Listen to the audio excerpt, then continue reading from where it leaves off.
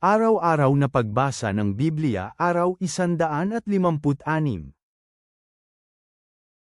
Lumang Tipan. Ikalawang Samuel Kapitulo 7, Ikalawang Samuel Kapitulo 8. Nangyari ito matapos manirahan ng hari sa kanyang bahay, at matapos siyang binigyan ng kapahingahan ni Yahweh mula sa lahat ng kanyang nakapalibot na mga kaaway. Sinabi ng hari kay Nathan na propeta, "Tingnan mo, naninirahan ako sa isang tahanang cedar, pero nananatili sa gitna ng isang tolda ang kaba ng Diyos." Pagkatapos sinabi ni Nathan sa hari, "Humayo ka, gawin mo kung ano ang nasa iyong puso, dahil kasama mo si Yahweh." Pero nang gabi ring iyon, dumating ang salita ni Yahweh kay Nathan at sinabi, "Pumunta ka, at sabihin kay David na aking lingkod, ito ang sinasabi ni Yahweh, gagawan mo ba ako ng isang bahay na matitirahan? Dahil hindi ako tumira sa isang bahay simula ng araw na dinala ko ang mga tao ng Israel palabas ng Ehipto hanggang sa kasalukuyan, sa halip, palagi akong lumilipat sa isang tolda, isang tabernakulo. Sa lahat ng lugar kung saan lumilipat ako kasama ang lahat ng tao ng Israel, may nasabi ba akong anumang bagay sa sinuman sa mga pinuno ng Israel na hinirang ko para pangalagaan ang aking mga lahing Israel, sinasabing, bakit hindi mo ako ginawa ng isang bahay na cedar? Sa gayon, sabihin mo sa aking lingkod na si David, ito ang sinasabi ni Yahweh ng mga hukbo, kinuha kita mula sa pastulan, mula sa pagsunod sa mga tupa, para maging pinuno ka ng Israel aking mga tao. Sasamahan kita saan ka man pumunta at tinalo ko ang lahat ng iyong mga kaaway mula sa iyong harapan. At gagawa ako ng isang dakilang pangalan para sa iyo, kagaya ng pangalan ng mga dakilang nasa sanlibutan. Pipili ako ng isang lugar para sa Israel na aking mga tao at ilalagay sila roon, para mamuhay sila sa kanilang sariling lugar at hindi na muling guguluhin.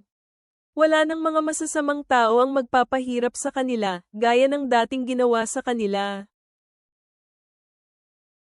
Gaya ng ginagawa nila mula sa mga araw na inutusan ko ang aking mga hukom na maging pinuno sa aking lahing Israel. At bibigyan kita ng kapahingahan mula sa lahat ng iyong mga kaaway. Karagdagan pa, ako si Yahweh, ipinapahayag ko sa iyo na gagawin kitang tahanan. Kapag ang iyong mga araw ay natupad na at mamahinga kasama ng iyong mga ama, magtatatag ako ng isang kaapu-apuhan kasunod mo, isa namang gagaling sa iyong katawan, at itatatag ko ang kanyang kaharian. Gagawa siya ng isang tahanan para sa aking pangalan, at itatatag ko ang trono ng kanyang kaharian magpakailanman. Magiging isang ama ako sa kanya, at magiging anak ko siya. Kapag magkasala siya, parurusahan ko siya ng pamalo ng mga kalalakihan at may kasamang paghagupit sa mga anak ng tao. Pero hindi siya iiwan ng aking tipan ng katapatan, gaya ng pagkuha nito kay Saul, na inalis ko mula sa harapan mo. Pagtitibayin ang iyong tahanan at kaharian magpakailanman sa harapan mo. Itatatag ang iyong trono magpakailanman. Nagsalita si Nathan kay David at ibinalita sa kanya ang lahat ng mga salitang ito, at sinabi niya sa kanya ang tungkol sa buong pangitain. Pagkatapos pumasok at umupo si Haring David sa harapan ni Yahweh, sinabi niya, "Sino ako, Yahweh o Diyos, at sino ang aking pamilya na dinala mo sa puntong ito? At ito ay maliit na bagay sa iyong paningin, Panginoong Yahweh. Nagsalita ka tungkol sa lingkod ng iyong pamilya para sa isang dakilang sandali, at ipinakita sa akin ang mga hinaharap na salinlahi, Panginoong Yahweh. Ano pa ang maaaring sabihin ko, na si David, sa iyo? Pinarangalan mo ang iyong lingkod, Panginoong Yahweh. Alang-alang sa iyong salita, at para tuparin ang iyong sariling layunin, ginawa mo ang dakilang bagay na ito at ibinunyag ito sa iyong lingkod. Kaya dakila ka, Panginoong Yahweh. Dahil wala kang katulad, at walang ibang Diyos maliban sa iyo, gaya ng narinig ng aming mga sariling tainga. At anong bansa ang katulad ng iyong lahing Israel, na nag-iisang bansa sa sanlibutan na pinuntahan at iniligtas mo, O Diyos, para sa iyong sarili?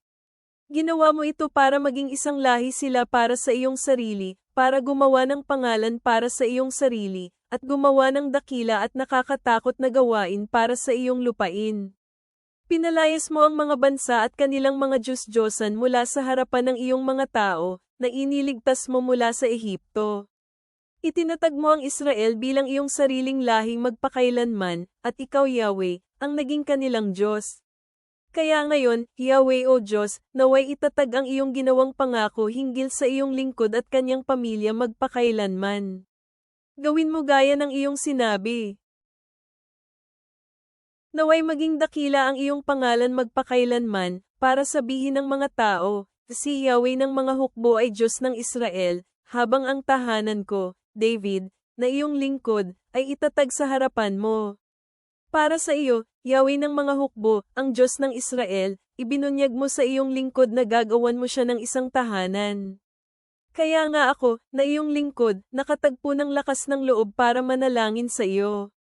Ngayon, Panginoong Yahweh, ikaw ay Diyos, at mapagkakatiwalaan ang iyong mga salita, at ginawa mo ang mabuting pangakong ito sa iyong lingkod. Kaya ngayon, malugod mong pagpalain ang bahay ng iyong lingkod, para magpatuloy itong magpakailanman sa harapan mo.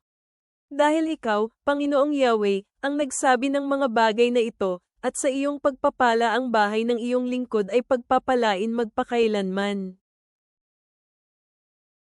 Matapos mangyari ito sinalakay ni David ang Filisteo at tinalo sila. Kaya nakuha ni David ang gat at mga nayon nito mula sa pamamahala ng mga taga-Filisteo. Pagkatapos tinalo niya ang Moab at sinukat ang kanilang mga kalalakihan gamit ang isang tali sa pamamagitan ng pagpapahiga sa kanila sa lupa. Sinukat niya ng 2 tali para ipapatay, at ang isang buong tali ay para panatilihing buhay. Kaya naging mga lingkod ni David ang mga taga-Moab at sinumulan siyang bigyan ng pagkilala. Pagkatapos tinalo ni David si Hadad-ezer lalaking anak ni Rehob, na hari ng Soba, habang naglalakbay para bawiin ang kanyang pamumuno sa ilog ng Euphrates. Binihag ni David mula sa kanya ang 700 karwahe at 20,000 kalalakihang naglalakad. Pinili lahat ni David ang mga kabayo ng karwaheng pandigma, pero naglaan siya ng 100 karwahe na sapat para sa kanila. Nang dumating ang mga Arameo ng Damasco para tulungan si Hadad-ezer na hari ng Soba, pinatay ni David ang 22,000 kalalakihan ng Arameo. Pagkatapos inilagay ni David ang mga kuta sa Aram ng Damasco, at naging mga lingkod niya ang mga Arameo at siya ay kinilala. Ibinigay ni Yahweh ang tagumpay kay David saan man siya magtungo. Kinuha ni David ang mga gintong kalasag na nasa mga lingkod ni Hadad-ezer at dinala ang mga ito sa Jerusalem. Kinuha ni Haring David ang napakaraming tanso mula sa Bet at Berotay, mga lungsod ni Hadad-ezer. Nang narinig nito'y, hari ng Hamet na tinalo ni David ang buong hukbo ni Hadad-ezer, pinadala nito'y ang kanyang anak na lalaki na si Hadoram kay Haring David para batiin at purihin siya, dahil nakipaglaban si David kay Hadad-ezer at tinalo niya ito, at dahil nakipagdigmaan si Hadad-ezer laban kay Toy. Kasamang dala-dala ni Hadoram ang pilak, ginto at tanso. Hinandog ni Haring David ang mga bagay na ito kay Yahweh, kasama ang pilak at ginto mula sa lahat ng mga bansa na kanyang nasakop, mula sa Aram, Moab, mga bayan ng Ammon, mga taga-Filisteo, at Amalek, kasama ang lahat ng mga gamit na nakuha sa panluloob ni Hadad-ezer na anak na lalaki ni Rehob, ang hari ng Soba. Naging tanyag ang pangalan ni David nang bumalik siya mula sa pananakop sa mga Arameo sa lambak ng Asin, kasama ang kanilang 18,000 tauhan. Inilagay niya ang mga kuta sa buong Edom, at naging lingkod niya ang lahat ng mga taga-Edom. Ibinigay ni Yahweh ang tagumpay kay David saan man siya nagtungo. Naghari si David sa buong Israel, at ipinatupad niya ang katarungan at katuwiran sa lahat ng kanyang mga tao.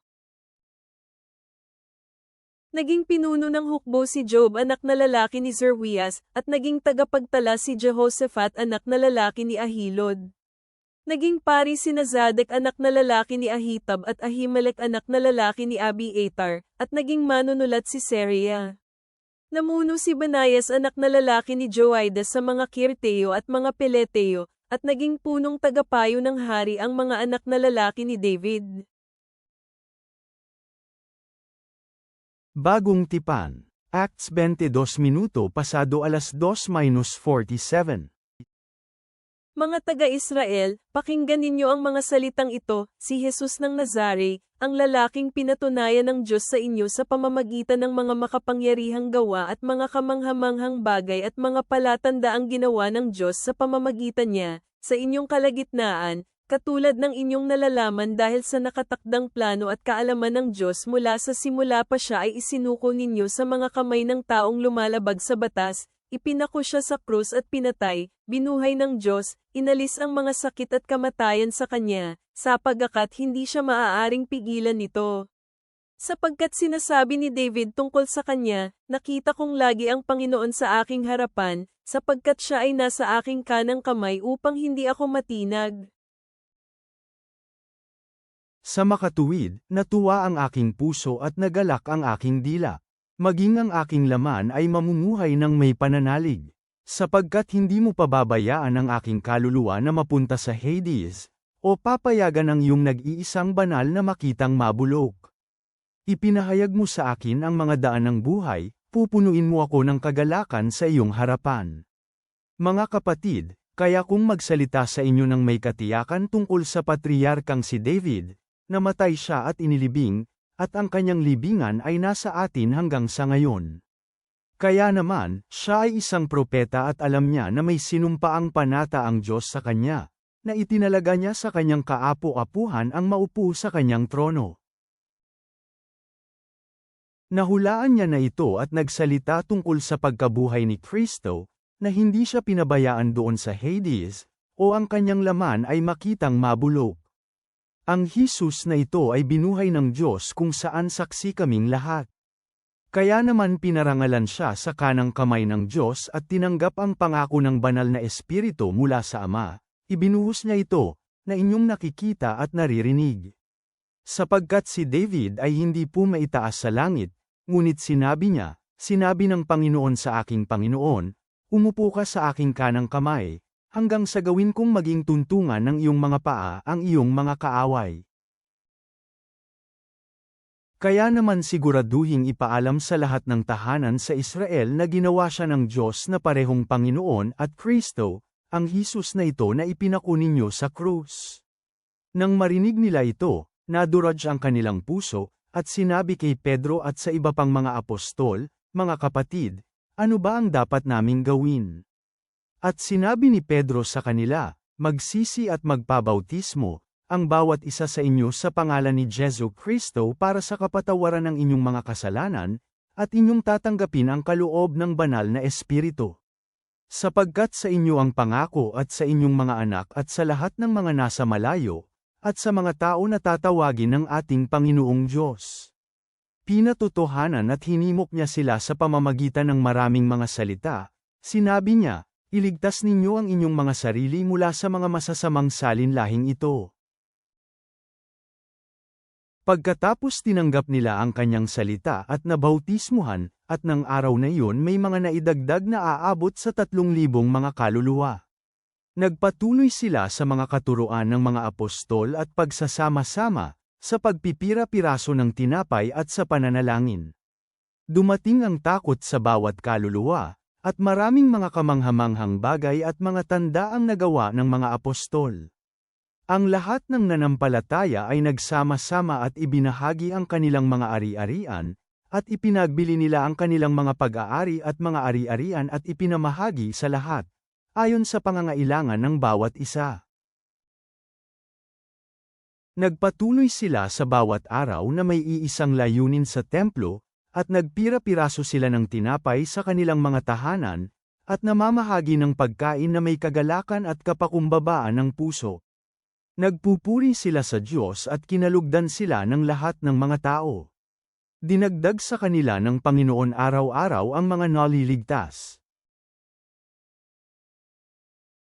Mga kawikaan. Proverbs 14:4-14. Kung saan walang baka ang sabsaban ay malinis, ngunit ang isang masaganang pananim ay maaaring dumating sa pamamagitan ng lakas ng isang baka.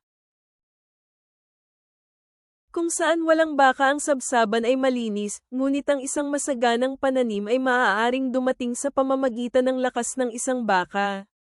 Ang tapat na saksi ay hindi nagsisinungaling, ngunit ang huwad na saksi ay nabubuhay sa kasinungalingan. Ang nangungutya ay naghahanap ng karunungan at walang makita, ngunit ang kaalaman ay madaling dumating sa taong may pangunawa.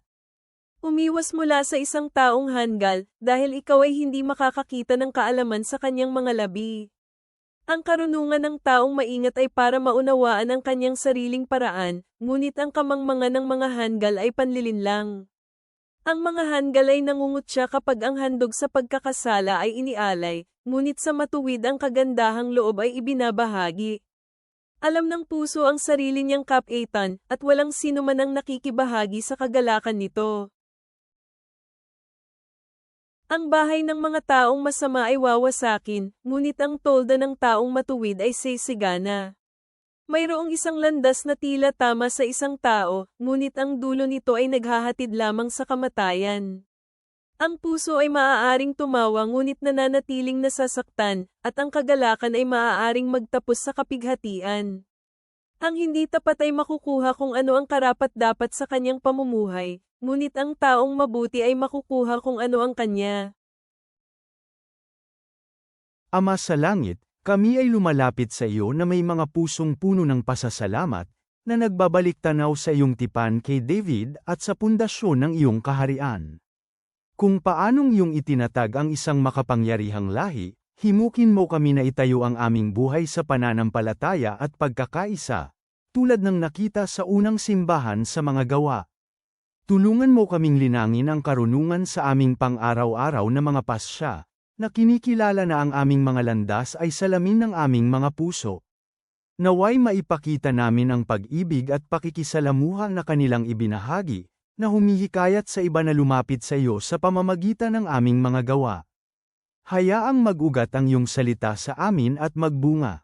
Amen.